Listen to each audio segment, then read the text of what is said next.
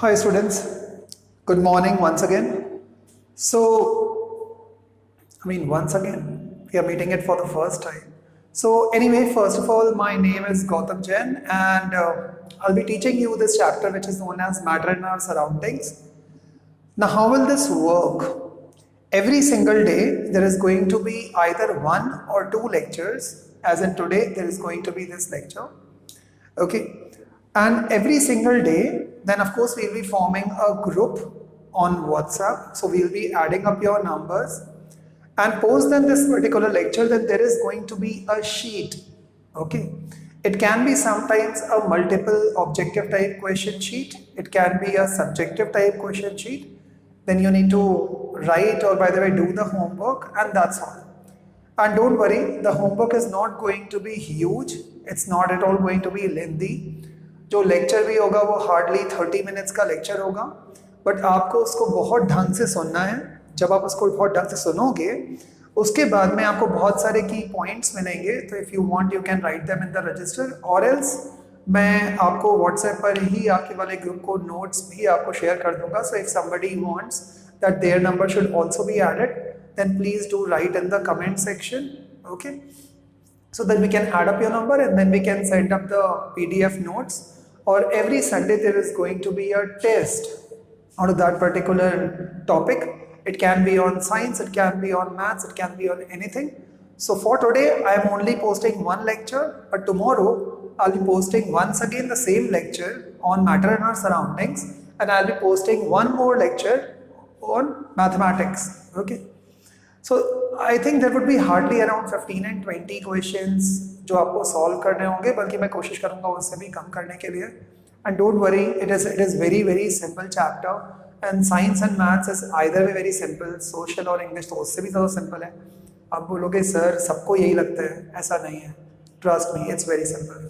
Now without wasting time let's start with the chapter matter in our surroundings. Okay, this is technically CBSE first chapter. In fact बहुत सारे अलग अलग states के book के अंदर भी यही चैप्टर को फर्स्ट बोलते हैं. कई चैप्टर में वो स्टेट्स ऑफ मैटर के नाम से होता है, and so on and so forth. But as of now let's start with the topic matter in our surroundings. So what do you mean by the word matter? Matter का मतलब क्या होता है? Matter means everything what you can see, feel, touch, which is occupying some space, which is having some volume. Sir इसका मतलब क्या हुआ? कोई भी चीज़ जो भी आप देख सकते हो, जिसको आप टच कर सकते हो, फील कर सकते हो, यदि आप फील नहीं भी कर पा रहे हो बट जो एक जगह घेर करके जिसने रखा हुआ है, जिसके पास में कुछ मास है, उसका खुद का कुछ वजन है, then such kind of material will be known as matter. So technically if somebody asks you what do you mean by the word matter, so matter is anything which occupies space, anything which occupies space and has mass, और जिसके अंदर भी मास है, anything which occupies space and has got mass is known as matter. Okay, so दुनिया में जितनी भी चीज़ें कोई कई जगह पर, सपोज कर लो यदि मैंने आपसे बोला कि क्या ये marker, is this marker matter? Of course yes. क्यों? Why? Because it is occupying some space, ये कुछ जगह घेरा हुआ है. Also it has got some mass, कुछ वजन है इसमें. If I am talking about this particular duster, is this duster a matter? Of course yes. Is your mobile phone a matter? Yes. Are you a part of the matter? Yes. Is your mom and dad a part of matter? Of course, yes.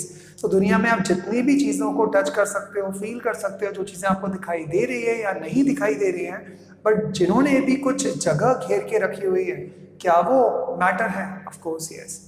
So is air matter? Yes, air is matter because it is occupying space and it has got volume. Okay. So anything which occupies space and has mass or volume is known as matter. What do you mean by the word volume? Volume means जब कोई भी चीज़ को हमें major करना होता है तो उसका लेंथ, ब्रेथ, हाइट सब चीज़ें देखनी पड़ती हैं. तो उन डायमेंशन को यदि आप मल्टीप्लाई करोगे तो वॉल्यूम मिल जाता है. Okay, so this is matter. Now technically जब भी कभी आप मैटर की बात करते हो देन आमतौर पे स्कूल्स के अंदर हमें 3 ही मैटर बताए जाते हैं, बट मैं आपको 5 बता देता हूँ, 2 एक्स्ट्रा, बट वो 2 अभी आपके काम में नहीं आएंगे। The first part is known as solids, the second part is known as liquids, and the third part is known as gases or gas. So solids, liquids, gases, and then there is this next which is known as BEC. So what is the full form of BEC? It is known as Bose Einstein condensate. And then comes the next part which is known as plasma. What is this, sir? अब ये क्या क्या है? Let's come back onto this part. As I told you, this chapter is very easy, though I feel like completing this chapter today, but आज थोड़ा bouncer हो जाएगा, ज़्यादा हो जाएगा, तो उतना ज़्यादा डाउनलोड नहीं करते इन्फॉर्मेशन को। What do you mean by solids? अभी उस पर आते हैं। Solids कोई भी सॉलिड जो चीज़ होती है जिसके अंदर जो पार्टिकल्स ऑफ मैटर हैं वो बहुत क्लोज होते हैं, और सपोज कर लो this is board solid, okay, so it will not change its shape, बहुत रिजिड होता है, टफ होता है, स्ट्रॉन्ग होता है सॉलिड्स, बट नॉट ऑल, बाद में बात करेंगे। Then comes the word liquids, जैसे आप जो पानी पीते हो that is liquid, anything which can flow, liquids जो जिस बाउल के अंदर आप रखोगे उस बाउल का शेप ले लेती है, it is kind of having fixed volume, liquids. Then what are gases? Air is a mixture of gases, oxygen gas, nitrogen gas, so everything is gas, something which you cannot see but it is over there. इनका कोई volume नहीं होता, but of course हाँ ये air के अंदर randomly बहुत दूर दूर इनके पार्टिकल्स स्कैटर होते हैं। Then comes the word BEC, which is known as Bose-Einstein condensate. Now, what do you mean by the word Bose-Einstein condensate? हम लोग इसको ऐसे बोलते हैं कि दुनिया के अंदर यदि आपने किसी भी मैटर को बहुत ज़्यादा ठंडा किया है, बहुत बहुत बहुत ठंडा, ओके, देन उतने ठंडे वाली कंडीशन के ऊपर में पार्टिकल्स अपने आप वाइब्रेट करना चालू कर देंगे, शेक करना चालू कर देंगे, and that is known as BEC. So technically at coldest temperature or at absolute zero, the particles will start vibrating and such kind of phase जिस condition में वो matter होता है that is known as Bose-Einstein condensate. Then comes the word plasma. What do you mean by plasma? Exactly इसका उल्टा, ये एकदम ठंडा है, वो एकदम गर्म होता है। तो जब भी gases एकदम ionized वाले form के अंदर होंगी then वो जिस form में होंगी then it will be known as plasma. Okay. अब आ जाते हैं, फिलहाल के लिए हम अपना वाला फोकस केवल इन 3 वर्ड्स पर लगाते हैं, सॉलिड्स, लिक्विड्स एंड गैसेस पर। Why? Because BEC and plasma actually में इंजीनियरिंग लेवल पर आते हैं, they are not even in class 11th and 12th, so let's not put load on to you. Let's talk about solids. So what are actually solids? First of all कुछ words ध्यान रखना, solids are rigid. Rigid का मतलब fix होते हैं, नहीं ऐसे ही रहेंगे हम, they are known as rigid. बहुत स्ट्रॉन्ग, बहुत टफ होते हैं, सो they are of course strong.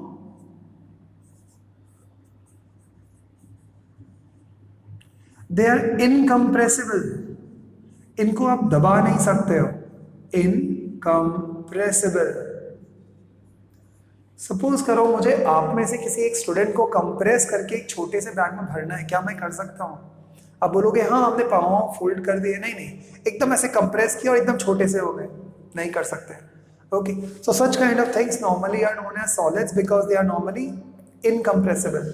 अब जैसे मैंने एग्जांपल दिया, आमतौर पे स्टूडेंट्स के दिमाग में आता है सर स्पॉन्ज, स्पॉन्ज भी तो सॉलिड होता है, जो स्पॉन्ज, बट प्लीज अंडरस्टैंड वो सॉलिड इसलिए होता है, वो इसलिए कंप्रेस होता है बिकॉज उसके अंदर जो छोटे छोटे स्पेसेस होते हैं उनमें एयर भरी होती है। सॉलिड्स को आप कंप्रेस नहीं कर सकते। ओके, नेक्स्ट वाले वर्ड पर आते हैं, दे will be having fixed volume, इनका वॉल्यूम फिक्स्ड होता है। यदि कोई चीज मान लो 1 लीटर की है, एक वाटर बॉटल है, तो वो 1 लीटर की ही रहेगी।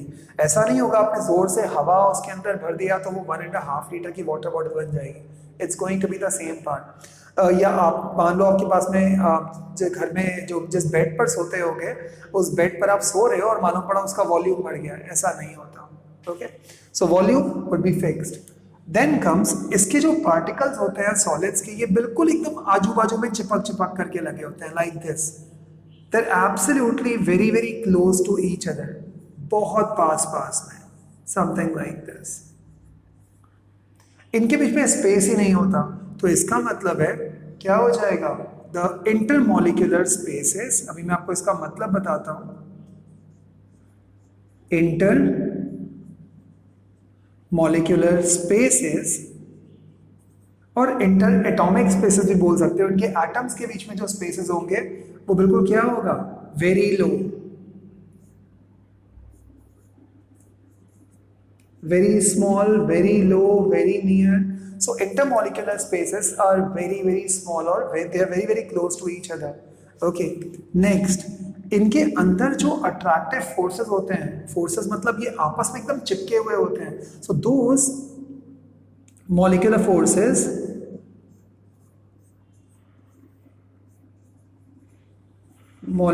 Forces are very strong. सो इनके जो मॉलिक्यूलर फोर्सेस होते हैं वो एकदम आजू बाजू एकदम स्ट्रांगली ऐसे होते हैं, एकदम ऐसे चिपके हुए रहेंगे, तो आप यदि उनको ऐसे हिलाने की भी कोशिश करोगे वो नहीं हिलने वाले। So that is molecular forces are very strong. Okay, next, so they are rigid, they are strong, they are incompressible, their volume is what, they have got a volume is fixed. Intermolecular spaces are very small, they are very very close to each other, इसलिए इसके बीच जगह ही नहीं होती है move करने के लिए। Molecular forces are very strong, और इनमें जिस तरह के जो फोर्सेस होते हैं वो बहुत ही स्ट्रॉन्ग अट्रैक्टिव फोर्सेस होंगे। Attractive, so very strong attractive forces are over there, बिल्कुल एकदम ऐसे चिपक करके रहते हैं। Okay, so this will be what, solids. So ध्यान रखना दैट सॉलिड्स के अंदर ये सारी की सारी कैरेक्टरिस्टिक्स होती है। तो यदि ऐसी कोई भी चीज़ें दुनिया के अंदर जो सॉलिड्स होते हैं, आई मीन जिनमें ये कैरेक्टरिस्टिक होगी, वो सॉलिड्स होंगे। से फॉर एग्जांपल सॉलिड्स में आप कौन कौन से एग्जांपल दे सकते हो, आयरन, गोल्ड,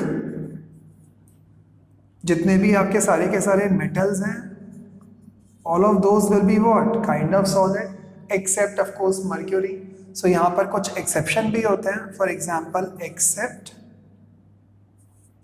एक्सेप्ट मतलब छोड़ करके ना, मर्क्यूरी इज अ मेटल, लेकिन मर्क्यूरी मेटल होने के बाद में भी वो लिक्विड स्टेट में रहता है, एंड इसी प्रॉपर्टी के वजह से उसे हम लोग थर्मोमीटर्स के अंदर यूज करते हैं, बिकॉज वो सिल्वर कलर की एक शाइनिंग लाइन होती है जो आपको बहुत क्लियरली दिख जाती है, और वो इतना टेम्परेचर सेंसिटिव होता है कि यदि कभी कोई थर्मोमीटर आपसे भूल से कभी कुछ नीचे गिर गया तो उसकी जो मर्क्यूरी होगी वो जैसी ज़मीन पे गिरेगी, और आप जैसे ही उसको कलेक्ट करने के लिए जाओगे तो आपके हाथ की हीट की वजह से वो जो मर्क्यूरी होगा वो छोटे छोटे पार्टिकल से भागना चालू कर देगा अपने आप ही। So they will start moving, but mercury is a very soft what, metal, right. तो ध्यान रखना कि ये सॉलिड होने के बाद में भी लिक्विड फॉर्म में एग्जिस्ट करता है, मतलब वो लिक्विड के फॉर्म में रहेगा। Let's now talk about the word liquids. Now what do you mean by the word liquids? Liquids they will start flowing. तो आमतौर पे लिक्विड्स और गैसेस को हम लोग फ्लूइड्स बोलते हैं। Fluids, what do you mean bye fluids? Fluids means something which can what? Flow. So any particular thing which can flow will be known as fluids. But fluids में दो चीजें होती हैं, one is liquids, another is gases. So right now we'll be only talking about what? The liquids. अब बात करते हैं liquids के अंदर। सबसे पहले तो liquids, are they rigid? No, they are not rigid. तो इसका मतलब क्या होगा? They will change their shape. They will change their shape as per the container. जिस भी कंटेनर के अंदर आप डालोगे ये उसी का ही शेप ले लेंगे। जैसे कभी कभी आप चाहो तो मान लो घर के अंदर आपके टैंक होता है या रसना होगा या कोई ड्रिंक होगा समथिंग, यदि आपने उसको लिया और उसको कोई भी एक बर्तन के अंदर से एक ग्लास के अंदर या anything whichever you feel like आपने उसके अंदर पोर किया तो वो उसी का ही शेप ले लेगा। So you can actually make a candy. आप बीच में स्टिक लगा दोगे तो वो कैंडी बन जाएगी। That means that particular part is what? Fluid. So that liquid will convert into what? Solid. अब आता है पहला question, every liquid is a fluid but every fluid is not liquid। Her liquid fluid होता है but her fluid liquid नहीं होता। इसका मतलब क्या हुआ? सी, every liquid is a fluid because it can flow। anything which can flow is known as fluid, but every fluid is not liquid। क्यों? because fluid के अंदर तो गैसेस भी आते हैं और liquids तो गैसेस हैं नहीं, इसलिए। So are they rigid? No, they are not rigid। They will change their shape as per the container। जिसके अंदर आप डालोगे वो उसी का शेप ले लेंगे। Are they very strong? जैसे मैंने बताया they are not rigid, they are not strong। Okay। Are they incompressible? Liquids भी incompressible होते हैं। Very important point।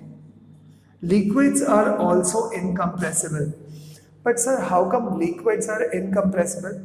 आप लोगों को कभी ना कभी कोई वैक्सीन लगा होगा, कभी ना कभी कोई इंजेक्शन लगा होगा, तो जब भी आपने कभी डॉक्टर्स को देखा है वो लोग अंदर एक कोई फ्लूइड डालते हैं, उसके अंदर फ्लूइड मतलब एक कोई लिक्विड डालेंगे सिरिंज में, इंजेक्शन में, और उसके बाद में आप पर लगाते हैं। जब वो प्रेस करते हैं तो वो जोर से थंब से प्रेस करते हैं। क्यों? इसलिए बिकॉज लिक्विड कंप्रेस नहीं हो सकता। नाउ लिक्विड का जब भी कभी आप डायग्राम बनाओगे तो लिक्विड्स के जो स्पेसेस होंगे वो थोड़े से ज्यादा होते हैं, समथिंग लाइक दिस। ऐसे काफी दूर दूर होंगे as compare to solid. Solid में एकदम पास में थे, they be very far away. So incompressible, of course liquids are also incompressible. Volume, is the volume fixed? Yes, the volume is fixed. Intermolecular spaces very small? नहीं, intermolecular जो spaces होंगे इनके spaces comparatively larger. Comparatively larger, larger किससे? Larger as compare to solid से।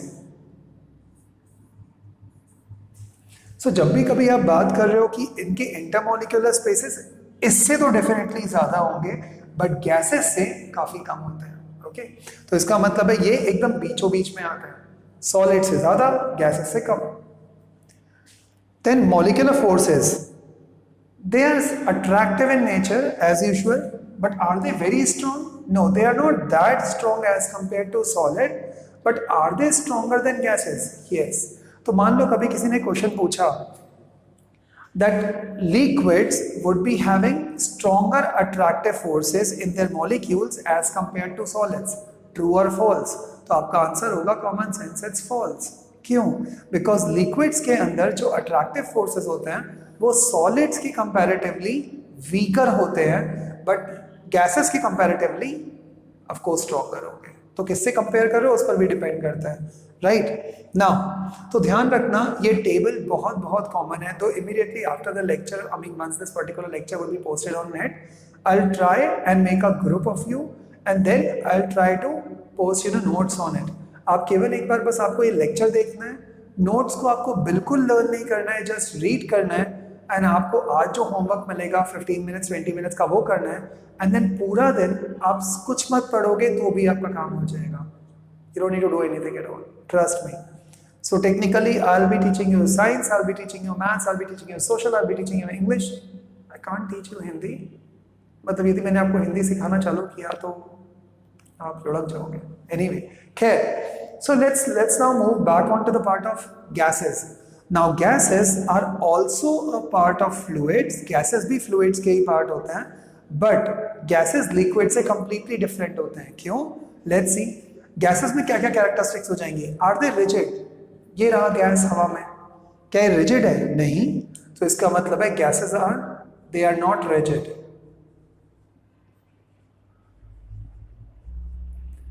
Are they strong? No, they are not strong. Why? Because anybody can pass clearly through it. So they are not strong. Are they incompressible? No, they are highly compressible. Highly compressible. Now, what do you mean by compressible? Now, इसका मतलब ये हुआ कि जब भी कभी मैं gases को बहुत जोर से प्रेशर अप्लाई करूंगा, देन गैसेस अपना वॉल्यूम कम करना चालू कर देंगी. इसका मतलब है आप उन्हें कंप्रेस कर सकते हो. सॉलिड्स को मैंने दबाया था तो वो एज यूजुअल सेम थे. लिक्विड्स को दबाया तब भी वो सेम थे. गैसेस को भी मैंने ज़्यादा जोर से दबाया तो वो अपना वॉल्यूम से श्रिंक हो जाएंगे और कम में हो जाएंगे. क्यों? Let's understand. But before understanding please ध्यान रखना, gases are highly compressible. For example, आपके यहाँ पर घर पे किचन के अंदर मॉम ये यूज करती होगी. Do you know what is this? This is known as LPG, liquefied petroleum gas. Sir इसका मतलब क्या हुआ? एलपीजी का फुल फॉर्म होता है liquefied petroleum gas. Now liquefied petroleum gas actually में वो गैस होती है, बट जब उस पर हाई प्रेशर डालते हैं तो वो किस में कन्वर्ट हो जाती है? लिक्विड के अंदर. बट सर हम उस पर प्रेशर डालते ही क्यों है? बिकॉज गैसेस को एक कंटेनर के अंदर भर करके एक जगह से दूसरी जगह ले जाने के लिए बहुत रिस्क होती है. वो आप आगे वाले चैप्टर्स में पढ़ोगे. बिकॉज जैसे जैसे टेम्परेचर चेंज होगा, गैसेस बहुत प्रेशर एक्सर्ट करती हैं वॉल्स पे. किसके वॉल्स पे? कंटेनर के वॉल्स पे. तो कभी कभी ब्लास्ट होने के चांसेस भी होते हैं. इसीलिए जैसे आपके घर में डिओड्रेंट की बॉटल्स होती हैं, तो कभी भी डिओड्रेंट की बॉटल्स जब खाली हो जाती हैं, उन्हें कभी भी फायर के अंदर, दैट मीन्स आग में नहीं डालना चाहिए. उसके पीछे इंस्ट्रक्शन भी लिखा हुआ रहता है, do not put it in fire. क्यों? अंदर कुछ गैसेस बची होंगी, आपने फायर पे डालोगे, वो एक्सपैंड करेंगी and bloom. So it's very risky. Okay, so gas cylinders are actually gases, but जिस फॉर्म में वो आपके घर में आते हैं सिलेंडर में, they are being pressurised, compressed and converted into what? Liquid. तो यदि आप कभी सिलेंडर को जोर से हिलाओगे तो आपको ऐसे पानी पानी जैसी अंदर आवाज आती है. क्यों? बिकॉज वो है तो गैस बट अंदर लिक्विड के फॉर्म में. और लिक्विड कैसे बना? प्रेशर मैंने क्या किया? इंक्रीज की decrease? Increased. So are gases compressible? Of course, yes, they are highly compressible. Then comes volume. क्या इनका वॉल्यूम फिक्स्ड है? No. Their volume is not fixed. Their volume is not fixed. Why? Because it depends. आप कितना उन पर pressure डालते हो, उनका वॉल्यूम आप चेंज भी कर सकते हो. आप चाहो तो कम भी कर सकते हो, आप चाहो तो इंक्रीज भी कर सकते हो. Next, then moving on to the next part, that is intermolecular spaces. इनके बीच में जो स्पेस होंगे, मतलब एक पार्टिकल यहाँ तो एक पार्टिकल यहाँ तो एक पार्टिकल यहाँ तो एक पार्टिकल यहाँ, like this. Can you see the spaces? इसका स्पेस देखो, जगह ही नहीं है. इसका स्पेस देखो, काफी जगह है. इसका स्पेस तो स्पेस ही स्पेस है इसके अंदर. सो इसका मतलब है जितने भी पार्टिकल्स होते हैं गैसेस के, they are randomly scattered always. Okay, so they will be all across randomly scattered. और वो इतना दूर दूर होते हैं एक पार्टिकल से कि कोई आराम से उसमें से निकल के चला जाए. दैट्स द रीजन वाई आप जब भी कभी आप गैसेस में से आप जाओगे तो you will not feel that anybody is trying to stop you. But यदि मान लो मैंने कोई एक चेयर लगा दिया है, I have kept a chair in front of you, and if I try to walk, common sense that chair is going to stop me. Why? Because it's a solid. But gases will not stop you because the particle or the space between the particles is very large. Next पर आता है, what do you think about the molecular forces? Molecular forces are of course attractive in nature, दो वो repulsive भी हो सकती हैं, but वो भी आपके इस लेवल में नहीं है. Molecular forces are still attractive in nature, but very less attractive forces. सबसे कम फोर्सेस जो लग रही होती हैं, दे आर इन गैसेस. सो बस उतना ध्यान रखना कि गैसेस में फोर्सेस सबसे कम लग रही होती हैं, स्ट्रेंथ सबसे कम होता है, स्पेसेस सबसे ज्यादा होता है. Okay, can they flow? Of course yes, they can flow from one particular part to another. Okay, now let's try and understand some of the basic questions जो आप ही के टेक्स्ट बुक के अंदर भी हैं, but let's understand first of all. Solids के बीच में बिल्कुल जगह ही नहीं है, तो यदि मैंने जरा सा भी इन पे फायर दिया, आग दिया, तो क्या होगा? ये पार्टिकल्स मूव करना चालू कर देंगे। वाई? बिकॉज जो फ्लेम से जो एनर्जी निकल रही है वो इनको काइनेटिक एनर्जी देना चालू कर देगी। यदि आपको याद हो इन क्लास 8 और अभी तो हम लोग 9th में आए होंगे, there are two kind of energies, one is known as potential energy, another is known as kinetic energy. Potential energy is जब भी आप कभी किसी चीज को एक हाइट पर लेके जाते हो या उसके शेप, उसके साइज की वजह से जो एनर्जी उसमें होती है, that is known as potential energy. Kinetic energy means that energy which is because when the body is in motion, जब वो घूम रही होती है, जा रही होती है, तो उसकी वजह से जो एनर्जी होती है काइनेटिक एनर्जी। ना होता क्या है, यदि मैंने इस पर कुछ एनर्जी लगाया तो ये पार्टिकल्स क्या होंगे? हिलना चालू कर देंगे। इसका और simple example could be something like this. Let's imagine आपकी एक क्लास है और आप क्लास में बैठे हुए हो और मैंने उस क्लास के अंदर टेम्परेचर अभी रखा हुआ है अराउंड 20 डिग्री सेल्सियस, तो आपको हल्की सी ठंडी लग रही होगी। फिर मैंने हल्का सा टेम्परेचर बढ़ा दिया and I increase the temperature to around 27 degree Celsius. अभी भी आप बैठे रहोगे कंफर्टेबली, नो प्रॉब्लम। अब मैंने टेम्परेचर को फर्दर मोर इंक्रीज कर दिया और लेट्स अज्यूम कि आप सारे के सारे लोग गैस के पार्टिकल्स हो। अब मैंने टेम्परेचर को इंक्रीज कर दिया to around 35 degree Celsius. Now what do you think is going to happen? You guys will start moving a bit. यदि मैंने टेम्परेचर को फर्दर मोर इंक्रीज कर दिया तो around 45 degree Celsius and now you would randomly start moving. Now this is because you are now gaining energy, और जब भी कभी कोई चीज एनर्जी गेन करती है वो वाइब्रेट करना स्टार्ट कर जाती है। सो होगा क्या? सपोज करो एक क्वेश्चन है आपके बुक के अंदर दिया हुआ, that why hot things or hot cooked items or hot cooked substances will always be smelled from far off places। उन सारे के सारे substances की स्मेल आप काफ़ी दूर से कैसे ले सकते हो? It's very simple. जितनी भी हॉट चीज़ें होंगी उन सब में से क्या होगा? वेपर्स निकल रहे होंगे। वेपर्स मतलब गैसेस निकल रहे होंगे। जब भी ये गैसेस निकलते हैं तो gases will spread very fast. क्यों? Because they will travel very with a very high velocity. But solids के पार्टिकल्स वो इतने पास पास में हैं कि वो ट्रैवल ही नहीं कर पाते। तो इसका मतलब है हमेशा ध्यान रखना, जब भी कभी फूड वार्म होता है या गर्म होता है तो आपको काफ़ी दूर तक स्मेल आ जाती है, बट ठंडे खाने की स्मेल बिल्कुल भी दूर तक नहीं आती। Why? Once again if somebody asks you why is this, so you can say that cold items would be having very less vapors, and that's the reason why those vapors will diffuse or dissolve in air pretty slowly. On the other hand, if I am having hot cooked item or hot any material, then they will be liberating or releasing huge amount of vapors.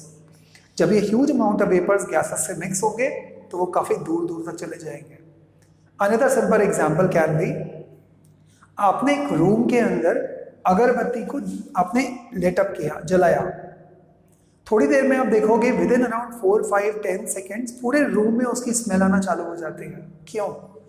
Because gases will travel the fastest while liquids will travel comparatively slower than gases, and solids तो travel ही नहीं करते, वो तो अपनी जगह ही रहते हैं। So always remember that gases जिस भी जगह पर होंगे हमेशा ट्रैवल क्या करेंगे? Fast. That is the reason Y जितने भी डिओड्रेंट्स होते हैं they are always in the gaseous form. आप जब लगाते हो तो gas, because they will spread faster and उनकी स्मेल बहुत जल्दी फैल जाएगी रूम में। Okay, now so this was all about solids, liquids and gases. Liquids के एग्जांपल कौन कौन से हो जाएंगे? It can be water, it can be mercury at the room temperature. Gases के एग्जांपल्स कौन कौन से हो जाएंगे? It can be oxygen, nitrogen, air, ammonia, all of these things are gases. कभी किसी ने आपको बोला descending order, arrange these terms in the descending order, या arrange the 3 states of matter in the order of decreasing order. Decreasing order of what? Decreasing order with a part of molecular spaces. Molecular space में decreasing order में तीनों states of matter को रखो, तो कैसे रखोगे? Molecular space में सबसे हाईएस्ट स्पेस किसके बीच में होता है? गैसेस, तो पहले लिखोगे गैसेस, फिर लिखोगे liquids, and then you will be writing solids. That's all, that's so simple. Okay, so we stopping this particular topic right over here today. Fine, we'll be moving with once again with this particular topic tomorrow. कल ये chapter आपका खत्म हो जाएगा। आज ही मैं कोशिश करूंगा कि आपको इसके नोट्स मिल जाएंगे, की टर्म्स एंड इंपॉर्टेंट टर्म्स मिल जाएंगे, एंड कल चैप्टर खत्म। Tomorrow there is going to be 2 lectures which I am going to post. First it's going to be of maths and second it's going to be of science. Enjoy guys. Thank you so much. Ciao.